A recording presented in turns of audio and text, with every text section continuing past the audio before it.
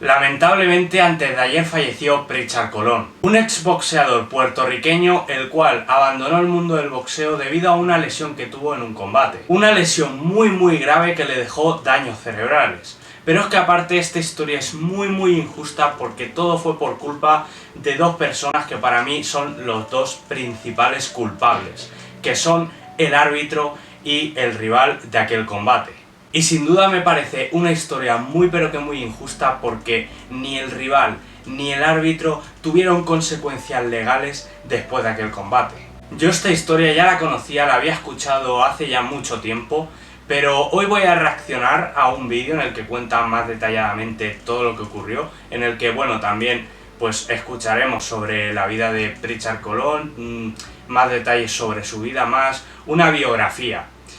Porque evidentemente al haberlo visto hace ya tiempo pues hay un montón de detalles, ¿no? sobre la historia, sobre Pritchard, que o bien no los conozco o los escuché en su día, pero no me acuerdo porque, como bien os digo, yo hace tiempo que ya conocía esta historia.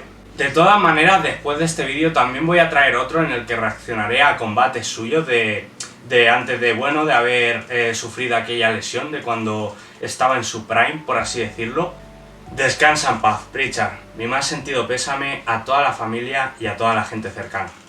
Hasta octubre de 2015 y con apenas 23 años, un joven boxeador permanecía invicto y comenzaba a ser considerado una de las promesas con mayor proyección dentro del deporte. El 17 de octubre de 2015 volvió a subir al ring para disputar un combate que podía representar otro paso importante en su carrera. Sin embargo, aquella noche terminaría convirtiéndose en algo completamente diferente. Lo ocurrido durante esos asaltos provocó cuestionamientos, dio paso a una investigación y años más tarde, llevó a implementar cambios destinados a proteger a otros peleadores. Pero también dejó una pregunta difícil de ignorar. ¿Cómo pudo una sola pelea terminar teniendo consecuencias que se extendieron durante más de una década? Para conocer los detalles de Buah, tíos, qué pobrecillo, macho. Esta historia real, quédate hasta el final del video. La historia de Pritchard Colón. Yo soy Miguel y hoy te traigo otra historia de la vida real. Cuéntame en la sección de comentarios desde dónde me estás viendo. Deja tu me gusta y suscríbete. Buah, macho, estaría muy bien, tío, que Farid Diek hiciera un vídeo sobre Pritchard Colón, tío. Con lo bien que hace vídeos sobre biografías de gente famosa y demás. Al canal, si quieres seguir escuchando aún más historias reales y difíciles de creer. Y ahora sí, comencemos con esta historia. Pritchard Colón nació el 19 de septiembre de 1992 en Maitland, Florida. Durante sus primeros años vivió en Estados Unidos, hasta que a los 10 años se trasladó junto a parte de su familia a Puerto Rico. El cambio estuvo relacionado directamente con el boxeo. Su padre, Richard Colón, consideraba que en Puerto Rico tendría mayores oportunidades para desarrollarse dentro de este deporte y al mismo tiempo podría representar a la isla en diferentes competencias. Pritchard comenzó a formarse como boxeador y durante aquella etapa recibió el apodo de Diggett. Conforme avanzaba en su preparación, comenzó a competir dentro del circuito amateur puertorriqueño. Los resultados no tardaron en llegar y terminó conquistando 5 campeonatos nacionales. Uno de sus logros más importantes llegó en 2010, cuando representó a Puerto Rico en el Campeonato Panamericano Juvenil en República Dominicana, donde consiguió la medalla de oro. Mientras continuaba boxeando, también siguió con sus estudios. Después de terminar la escuela secundaria, ingresó a la universidad donde comenzó a estudiar Administración de Empresas. Hostia, es complicado perseguir un sueño relacionado con el deporte y demás, y al mismo tiempo estudiar y sacarte ahí unos estudios. Joder, mis 10, macho. Entonces, su desempeño en el boxeo le había permitido plantearse una meta todavía mayor: representar a Puerto Rico en los Juegos Olímpicos de Londres 2012. Pritchard viajó a Brasil para participar en el torneo clasificatorio que otorgaba lugares para los Juegos Olímpicos. Sin embargo, no consiguió obtener uno de esos pases y quedó fuera de la competencia olímpica después de ser derrotado por el venezolano Gabriel Maestre. En 2012 decidió cerrar aquella etapa y dar el siguiente paso en su carrera. Después de varios años compitiendo, Pritchard tomó la decisión de convertirse en boxeador profesional. Su debut llegó el 23 de febrero de 2013, cuando subió al cuadrilátero para enfrentarse a Xavier Lasalle. La pelea terminó rápidamente. Pritchard consiguió derribar a su rival en el primer asalto y comenzó su carrera profesional con una victoria por nocaut. Hostia, pues vaya comienzo más bueno, ¿no? Aquel resultado fue el inicio de una etapa especialmente activa. O sea, yo lo que recuerdo y lo que había escuchado y demás, que él era ya una joven promesa, o sea, tenía un potencial de la hostia. 2013 disputó 5 combates y consiguió mantenerse invicto. Al año siguiente aumentó todavía más el ritmo y subió al cuadrilátero en 7 ocasiones.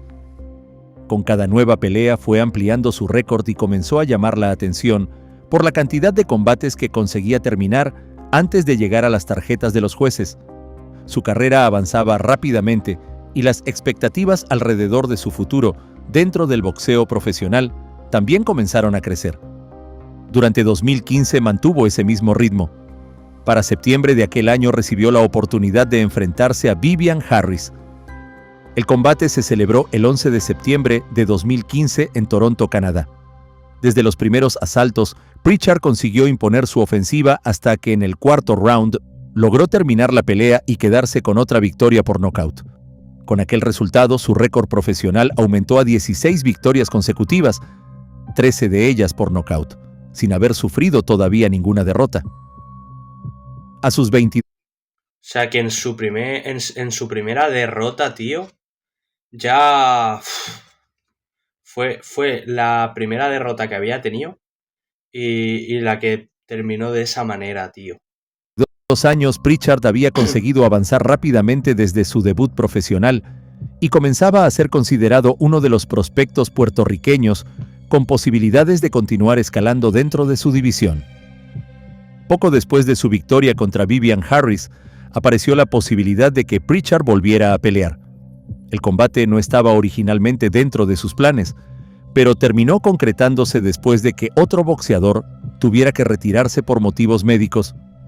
Su nuevo rival sería Terrell Williams, un estadounidense Tío, este es el hijo de puta que le hizo eso. De 31 años que también llegaba invicto.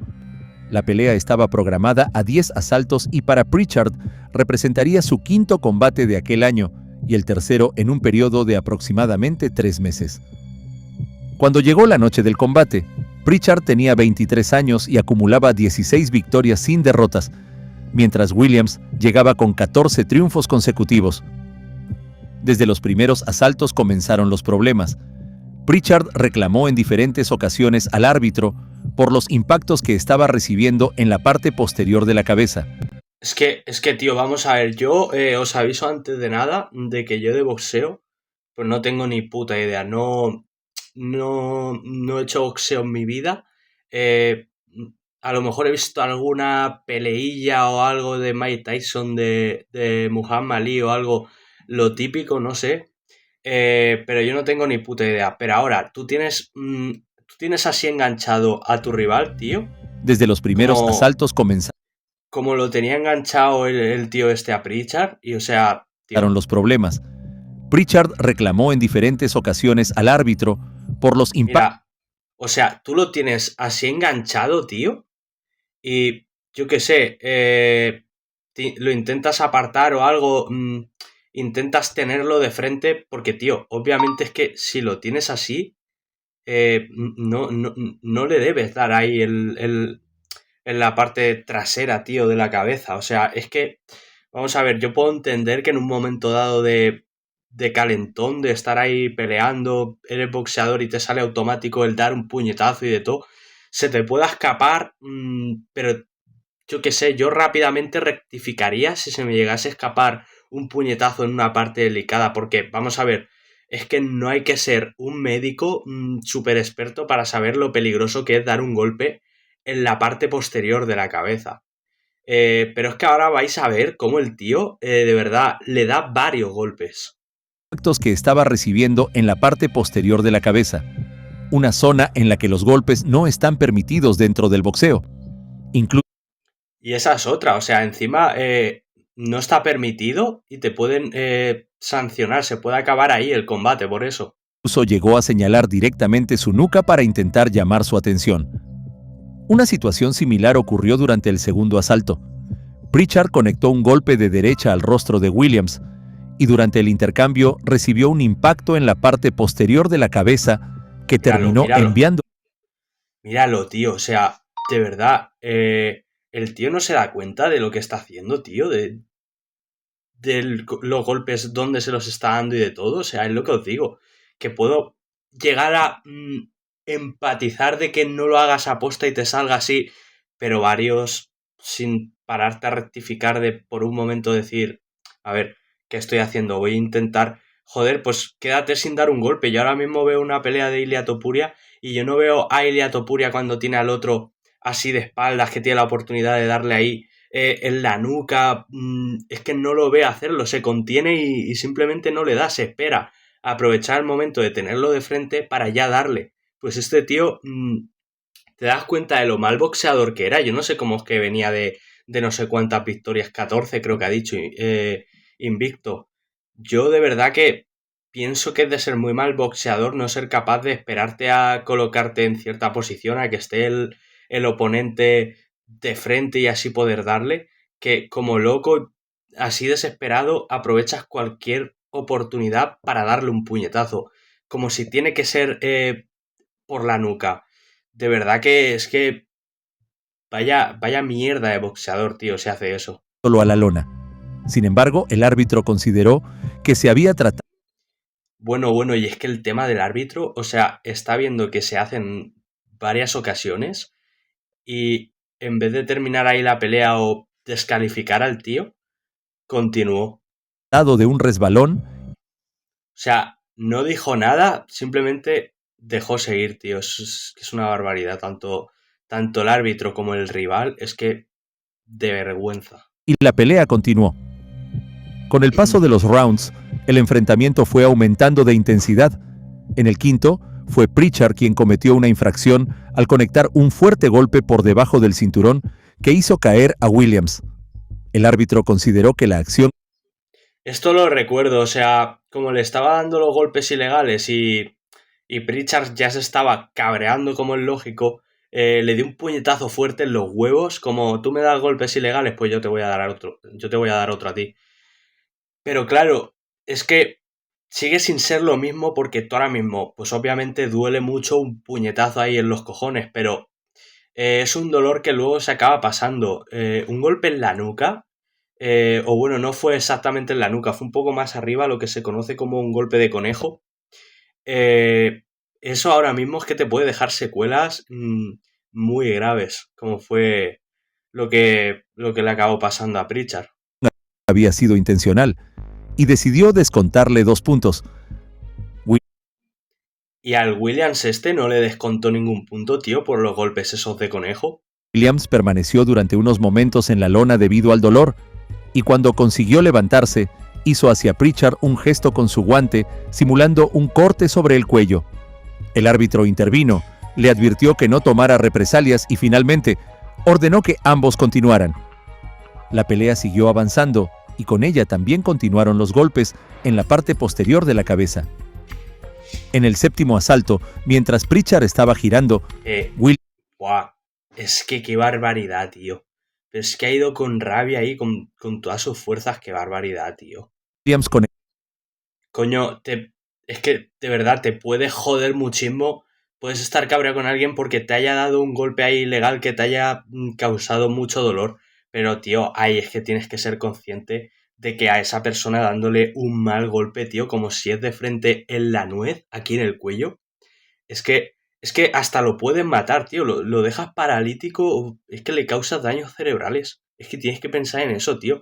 Pues si te puede la ira y te da igual todas las consecuencias, pues le das otro puñetazo en los cojones. Aunque vayas a perder aunque vayas a perder el combate, pero te quedas a gusto. Pero, tío, eso es que ya es demasiado. Conectó un golpe de derecha que volvió a alcanzarlo en esa zona. Pritchard cayó de rodillas sobre la lona y comenzó a sujetarse la parte posterior de la cabeza. Esta vez, El árbitro sí consideró que se había cometido una infracción. Le descontó un punto a Williams y concedió a Pritchard. O sea, un puñetazo, los huevos, vale, yo puedo entender que sea un golpe ilegal y que le quiten puntos. Pero, tío, comparado con el golpe ese en la nuca que le da, o sea, solo le quita uno, ¿en serio? Varios minutos para recuperarse. Durante aquella pausa, un médico se acercó para examinarlo. Pritchard manifestó que sentía mareos y dolor en la parte posterior de la cabeza, aunque consideraba que podía continuar. Después de revisarlo, el médico permitió que regresara al combate. Pritchard volvió al centro del cuadrilátero y la pelea siguió adelante. Los siguientes minutos estuvieron marcados por nuevos intercambios, hasta que durante el 9º asalto Williams consiguió derribarlo en 2 ocasiones. La segunda caída ocurrió poco antes de que sonara la campana. Pritchard logró ponerse nuevamente de pie y regresó hasta su esquina visiblemente Tío, eso es para descalificarlo del tirón. O sea, y es que lo del árbitro una vergüenza también, tío. afectado. Fue entonces cuando su equipo comenzó a retirarle los guantes al considerar que el combate había terminado. Sin embargo, la pelea estaba programada para 10 asaltos y todavía quedaba uno por disputar. Cuando se dieron cuenta del error, intentaron colocarle nuevamente los guantes, pero no consiguieron hacerlo dentro del tiempo permitido. El árbitro Joe Cooper determinó entonces que Pritchard no podía continuar y decretó su descalificación. O sea, lo descalifica a Pritchard por quitarse los putos guantes cuando aún no había acabado el combate, y a un tío por dar no uno, sino varios puñetazos detrás de la puta cabeza, no lo descalifica. O sea, es que de vergüenza, tío, de vergüenza lo del árbitro. Una vez terminado el combate, Pritchard abandonó el cuadrilátero acompañado por miembros de su equipo y su familia. Para ese momento continuaba sintiéndose mareado y necesitó ayuda para caminar hasta el vestidor.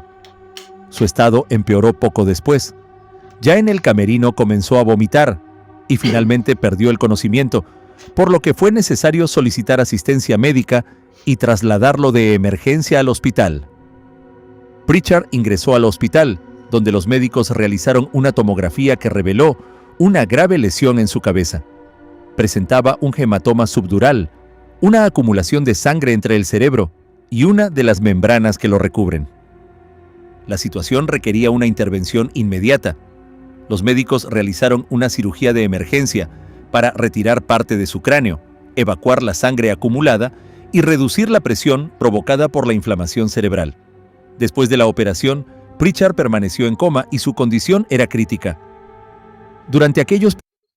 O sea que la cara le cambió tanto por la operación, porque luego es que tuvo un cambio brutal, la forma de la cara, todo. Es que, tío, es una pena, macho. primeros días, mientras permanecía hospitalizado, Terrell Williams comenzó a conocer la gravedad de lo que había ocurrido con su rival. 3 días después del combate, Hombre, yo espero que este tío, lo mínimo que se merece es vivir atormentado por la culpa. ¿Yo qué quieres que te diga? habló públicamente sobre la situación y aseguró que estaba profundamente afectado. Explicó que había llorado al conocer el estado de Pritchard, que rezaba por su recuperación y que no podía sentirse satisfecho con aquella victoria. Williams también aseguró que nunca había tenido la intención de causarle una lesión de aquella magnitud. Incluso consideró acudir al hospital para visitarlo, aunque finalmente decidió no hacerlo después de que personas de su entorno le recomendaran respetar el espacio de la familia. Mientras Pritchard continuaba hospitalizado, las autoridades... Es que, a ver, fíjate que yo soy muy de dar segundas oportunidades y de creer que las personas cambian, bueno, de perdonar y demás. Porque yo, por ejemplo, soy el primero que ha cometido, pues a lo largo de su vida, muchos errores. Muchos errores que he tratado de corregir, cosas malas que he hecho. Y bueno, digamos que soy el primero en comprender y empatizar con una persona que ha hecho algo muy malo, pero se arrepiente en el fondo y quiere corregirlo. Pero es que esto yo creo que va más allá, porque es que depende de cierta gravedad, de cierto asunto. Esto yo lo siento mucho, pero es que por mucho que el tío diga que está muy arrepentido, que ha llorado, que ha rezado por él, para mí no es suficiente porque, tío, no es excusa. Tú estás ahí en un combate y por muy cabreado que estés, debes de saber que hay ciertas zonas en el cuerpo donde es muy peligroso golpear ahí.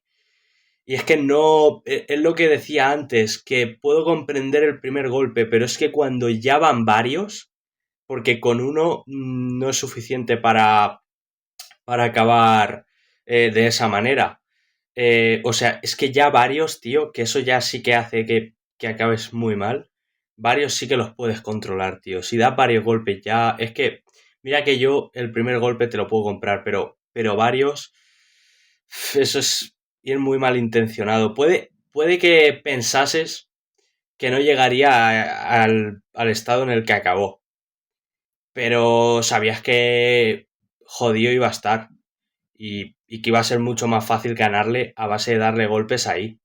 O sea, es que encima de eso es de ser cobarde, no verte capaz de ganar a tu rival, si no es dándole golpes ilegales, es que ya te demuestra ahí lo cobarde que era el tío. Las autoridades de Virginia comenzaron a revisar las circunstancias en las que se había desarrollado el combate.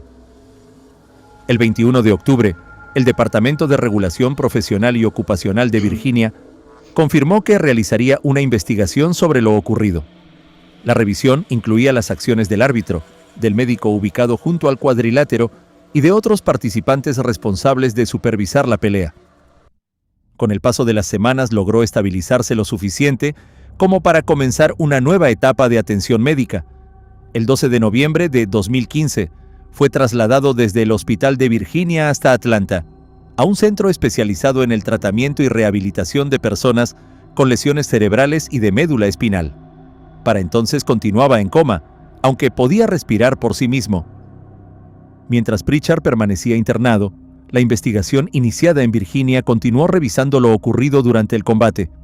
El proceso se extendió durante varios meses y analizó la actuación de las personas encargadas de supervisar la pelea. Finalmente, el 16 de marzo de 2016, la investigación determinó que no existían acciones suficientemente evidentes para responsabilizar a una persona por el estado en el que había quedado Pritchard, y no se impusieron sanciones contra Terrell Williams, el árbitro Joe Madre Cooper, mía. ni el médico Richard Ashby. Sin embargo, la revisión sí señaló deficiencias en la manera en que se había desarrollado el combate. Entre ellas se encontraba la actuación de Cooper. Varios golpes en la zona posterior de la cabeza, es que eso es razón más que suficiente para no dejar que un boxeador vuelva a pisar un ring. Es que tendrían que haberlo, vamos, expulsado del mundo del boxeo de por vida. Y es que no tuvo ningún tipo de consecuencias. Eso es lo que me quema la sangre, tío. Y el hijo de puta del árbitro igual. O sea, bueno, está diciendo ahora también el médico. Sí que es verdad que el médico podría haber estado algo más certero de decir, oye, mira, como esto siga, va a acabar muy, muy mal. Y sin embargo dijo que se podía seguir. Pero no ve al médico tan culpable como estos dos. Obviamente el principal culpable es Terrell Williams. Es que eso es evidente. Pero es que luego se le acerca mucho también el árbitro, tío. Durante los primeros asaltos, por lo que el árbitro recibió una amonestación relacionada con su manejo de la pelea. La amonestación seguro que fue una puta mierda, tío. Para entonces habían transcurrido 5 meses desde aquella noche, y Pritchard continuaba sin recuperar la conciencia. Pero estaba, o sea, en coma, estaba... Es que no me he enterado muy bien, tío. O sea, ha dicho que lo operaron y tal, fue mientras él estaba en coma, no creo. Su caso también comenzó a provocar cambios dentro del boxeo.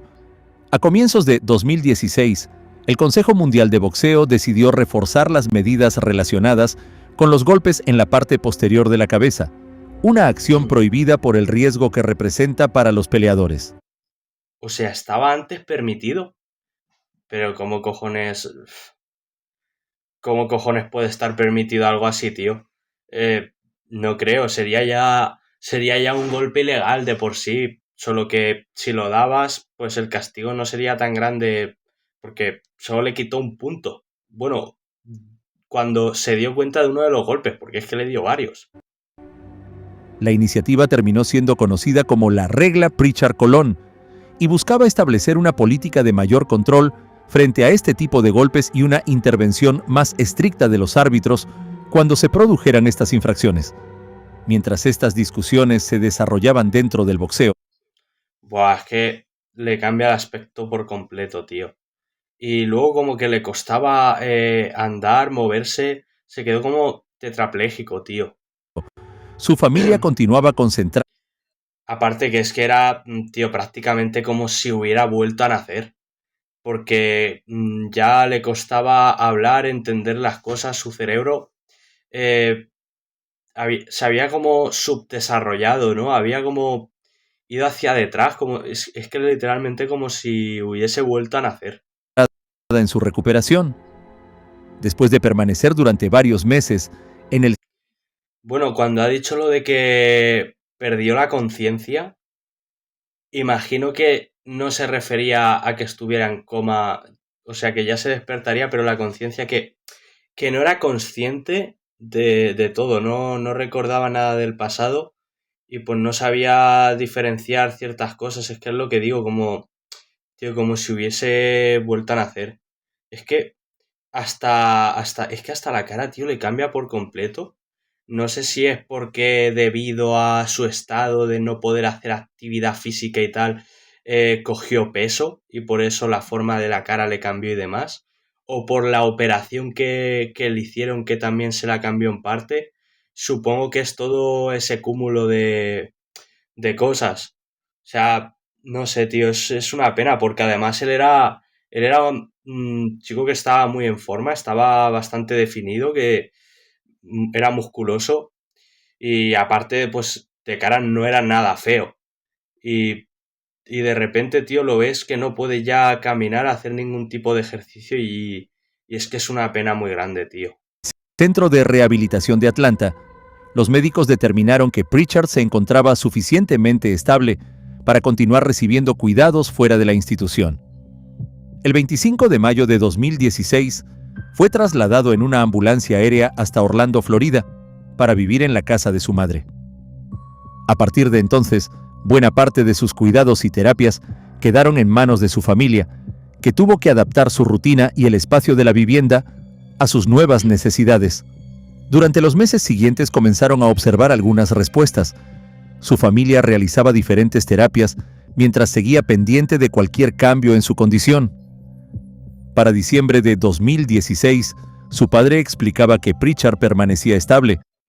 Buah, tío, también es que me da pena la familia, tío. Su padre es que tuvo que vivir todo aquello, tío, de estar entrenando ahí boxeo con tu hijo y tal, porque se notaba que estaban muy unidos, a, a ver que ya apenas puedes hacer cosas con él, tío.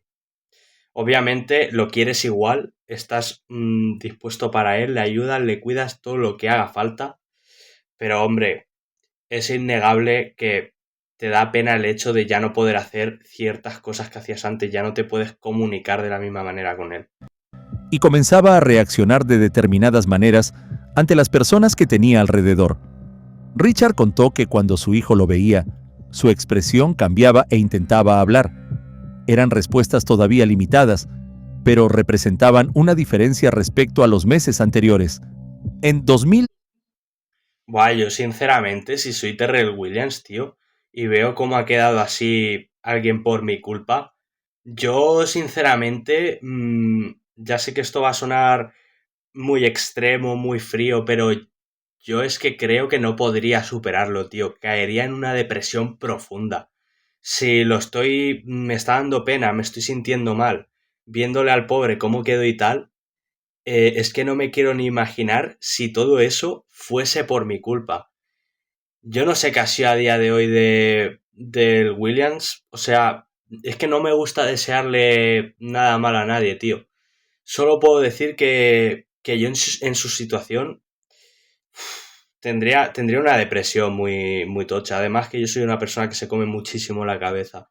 Si yo me he rayado y me he comido la cabeza por cosas mucho menos graves, o sea, si una persona está así en ese estado por mi culpa, la culpabilidad y la depresión que tendría, los pensamientos tan malos que me vendrían a la cabeza, no, yo no creo que, lo digo completamente en serio, que yo hubiera acabado bien, de verdad.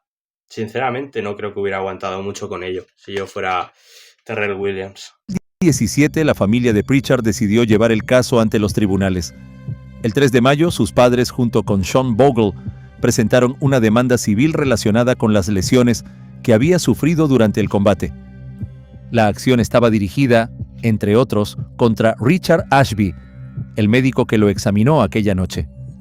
La familia reclamaba una compensación superior a los $50 millones, tomando en cuenta los gastos médicos, los cuidados permanentes que Pritchard necesitaría. Hombre, dentro de lo malo, si ya no hay solución, ya no se puede recuperar al antiguo Pritchard, por lo menos que te indemnicen, tío. Y las consecuencias que las lesiones habían provocado en su vida. Uno de los principales cuestionamientos se concentraba en lo ocurrido durante el 7º asalto. La demanda sostenía que después de que Pritchard manifestara mareos y dolor en la parte posterior de la cabeza, no debió recibir autorización para regresar al combate. Mientras el caso... Claro, eso he dicho antes, que no le veo tan culpable al médico como a los otros dos, pero hostia, igualmente tendría que haber estado más certero de haber dicho, oye, mira, esto es más grave de lo que puede parecer, no sigas peleando. Comenzaba su recorrido por los tribunales, la vida de Pritchard seguía concentrada en su rehabilitación. A comienzos de 2018, su familia compartió imágenes de una sesión en la que, con ayuda de especialistas y un sistema que sostenía parte de su cuerpo, consiguió mantenerse de pie y mover las piernas mientras intentaba caminar de manera asistida. Después de más de 2 años dependiendo completamente de otras personas para desplazarse, aquello representaba un avance importante. El proceso también tuvo complicaciones. En febrero sufrió una infección relacionada con el tubo utilizado para alimentarlo.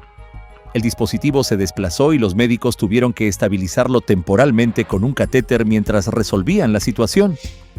Superado aquel episodio, las terapias siguieron dando resultados. Para mayo, Pritchard comenzó a utilizar un sistema tecnológico que le permitía comunicarse mediante una computadora. Con él podía responder preguntas sobre su identidad, su edad, el lugar donde vivía, integrantes de su familia y algunas de sus preferencias. Durante una de aquellas sesiones, incluso consiguió identificarse como boxeador profesional. Con el paso de los meses, también aumentó su movilidad. Su madre... Joder, eso había escuchado, tío, que iba progresando muchísimo, macho, iban habiendo muchos avances, tío. Y yo ahí, cuando empecé a escuchar, conocí esta historia y tal, yo decía, bueno, obviamente no va a volver a ser el mismo de antes, no va a volver a poder boxear nunca. Pero igual puede ser una persona que se empiece a valer más por sí misma. Pero no sé qué fue lo que pasó, tío, supongo que ahora lo contará, que le hizo ir para abajo, tío, cuando parecía que estaba mejorando. explicaba que inicialmente apenas podía mover un dedo, pero poco a poco comenzó a realizar movimientos con las manos, las piernas y la cabeza. Además, reconocía a personas de su entorno y respondía a diferentes estímulos. En uno de esos momentos consiguió pronunciar 2 palabras que su madre no lo había escuchado decir desde hacía años: «Hola, mamá». Los avances le permitieron continuar con las terapias especializadas en Brooks Rehabilitation, principalmente enfocadas en mejorar su movilidad y sus posibilidades de comunicación. Para 2019, mientras Pritchard seguía con ese proceso, el caso judicial llegó a una decisión importante. El tribunal desestimó las reclamaciones contra las promotoras involucradas, al considerar que no eran responsables de seleccionar ni supervisar al médico ubicado junto al cuadrilátero. Para 2020, su vida continuaba dependiendo de cuidados permanentes y de las terapias. Joder, tío. Si es que les tendrían que haber indemnizado, tío, dándoles una buena pasta, macho. Por lo menos, tío, dentro de lo malo. Que realizaba con ayuda de su familia, mientras su caso seguía teniendo repercusiones dentro del deporte al que había dedicado buena parte de su vida. En junio de 2021, El Consejo Mundial de Boxeo lo nombró campeón honorario y le entregó uno de sus cinturones verdes y dorados. Para Prichard y su familia el reconocimiento tenía un significado particular, ya que convertirse en campeón mundial había sido una de las metas que perseguía cuando todavía competía profesionalmente. Pocas semanas después tuvo que regresar al hospital. Durante los estudios médicos se detectó un hundimiento en una parte de su cráneo que estaba ejerciendo presión sobre el cerebro. Debido a ello, en julio fue sometido a una nueva operación, en la que los médicos retiraron el fragmento afectado y lo sustituyeron por una placa. La intervención terminó sin complicaciones, y su madre informó que los médicos estaban satisfechos con el resultado. Joder, claro. Se le irían detectando poco a poco más problemas. Le tendrían que hacer más operaciones hasta que ya llegase a un punto en el que no se pudiese hacer nada, tío. Después de aquella cirugía, Prichard regresó a la rutina que había mantenido durante los años anteriores. Permaneció bajo el cuidado diario de su madre y continuó realizando terapias destinadas a conservar y mejorar las capacidades que había conseguido recuperar. Con el paso del tiempo, las actualizaciones... Mira, ya se podía tener en pie incluso. Es que yo pienso una cosa, o sea, dentro de todo lo malo, por lo menos él no sufrió siendo consciente de todo. Porque la gente que luego se queda tetrapléjica de no poder, como le pasó a este actor que interpretaba a uno de los primeros Superman, no sé si fue el primer Superman del cine. Claro, es que eso de quedarte paralítico de un día para otro, ver que ya no puedes tener esa vida que tenías antes de poder moverte, hacer todas esas cosas y verte ahí en una cama, tío, sin poder hacer nada más, siendo consciente de todo, claro, es que es muy duro. Por lo menos Pritchard no pudo ser consciente de cómo había pasado de ser ahí una joven promesa del boxeo, alguien que luchaba por un sueño, a estar en esas condiciones. Pero claro, es que luego también la familia en cambio sí que era consciente de todo. Y eso es lo que da muchísima pena, tío. Ver a la familia ahí sufriendo viendo a su hijo. Ellos sufrirían muchísimo viendo cómo se habían torcido las cosas. Y es que es una pena, tío. Es una pena de caso, ya no por Pritchard, sino porque también empatizas con la familia. Públicas sobre su condición fueron menos frecuentes, aunque su familia continuó compartiendo algunos momentos de su vida. El 19 de septiembre de 2024, Pritchard cumplió 32 años. Su madre publicó un video de la celebración en el que aparecía junto a su pastel de cumpleaños. Para entonces habían pasado casi 9 años desde el combate contra Williams y todavía recibía terapias semanalmente, además de necesitar asistencia para sus actividades cotidianas. Meses después, en abril de 2025, comenzaron a circular en redes sociales publicaciones que aseguraban que Pritchard había fallecido. El 27 de abril, su madre decidió pronunciarse públicamente. Qué asco de gente, tío. Seguro que era gente que quería ganar su visitilla, llamar la atención o algo, y empezó a divulgar por ahí mentiras, tío. Noticias falsas, que hijos de puta. Aprovecharse de las desgracias ajenas, tío. Inventarse fallecimientos y de todo solo por tener 4 visitas. De verdad que hay gente en este mundo que es que alucinas, tío. Para aclarar la situación, Nieves aseguró que su hijo se encontraba bien dentro de su condición y que no había sufrido ninguna recaída. También pidió que... Macho, imagínate que ver que cómo van divulgando por ahí que tu hijo ha muerto cuando en realidad está vivo, tío.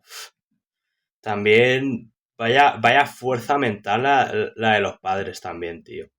no se tomaran como ciertas las publicaciones procedentes de cuentas que utilizaban el nombre de Pritchard sin pertenecer a la familia. Durante los años siguientes, su madre continuó siendo una figura fundamental en la vida y los cuidados de Pritchard. Desde aquel combate de 2015, su rutina había estado marcada por terapias, diferentes intervenciones médicas y un proceso de rehabilitación en el que poco a poco había conseguido mostrar algunos avances. Esa etapa se extendió durante más de una década, hasta que la mañana del 13 de agosto de 2026, su padre comunicó a través de sus redes sociales que Pritchard había fallecido. Richard agradeció el apoyo de todas las personas que habían acompañado a su hijo y a la familia durante aquellos años. También contó que recientemente había intentado organizar un viaje para llevar a Pritchard nuevamente a Puerto Rico, pero finalmente no consiguieron realizarlo.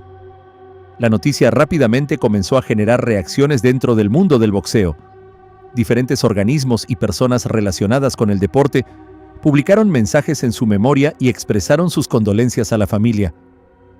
Pritchard nunca volvió a competir después de aquella noche.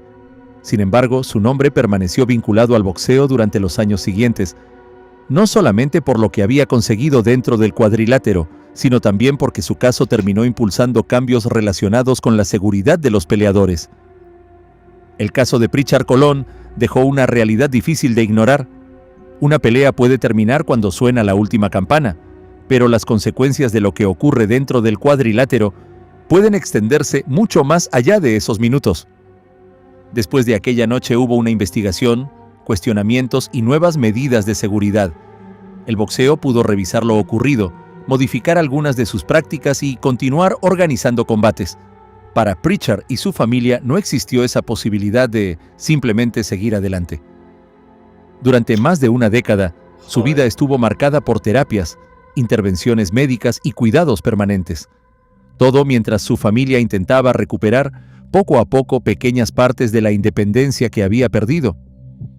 Quizá por eso su historia también expone una de las contradicciones más difíciles de aceptar en este deporte. Los boxeadores son preparados para resistir, levantarse y continuar, incluso cuando están lastimados, pero precisamente por esa razón, su seguridad no puede depender únicamente de que ellos mismos reconozcan cuándo han llegado demasiado lejos. Todo tiene Hoy sus el nombre de límites. Pritchard permanece dentro del boxeo como una advertencia de lo que puede ocurrir cuando los mecanismos creados para proteger a un peleador no consiguen hacerlo a tiempo, porque aquella pelea terminó en apenas 9 asaltos, pero para Pritchard y su familia, las consecuencias de esa noche se extendieron durante el resto de su vida. Yo soy Miguel, y gracias por... Joder, tío. Es que se podría decir. He leído por ahí en comentarios de gente que se podría decir que esa noche le mataron. Es que le mataron, literalmente. Ese 17 de octubre de 2015 fue el día que. Es que es como si hubiera cometido un asesinato, ese hijo de puta. A ver los comentarios de la gente. Creo que el boxeador Williams y el médico que no debió permitir que él volviera a pelear son culpables. Y más Williams de aplicar esos golpes en la parte posterior de la cabeza de Pritchard. Básicamente, que los dos son culpables. Lo que yo os decía y lo que piensa todo el mundo. No deberían seguir en el boxeo, sin palabras. Es increíble cómo te cambian las facciones cuando quedas discapacitado. Pues hombre, es lo que yo decía. O sea, puede ser las operaciones y una subida de peso o algo al estar inválido. Fue un crimen, sin duda, que el Señor lo tenga descansando, amén. Qué desgracia más grande. Para mí el otro boxeador tuvo faltas morales y éticas.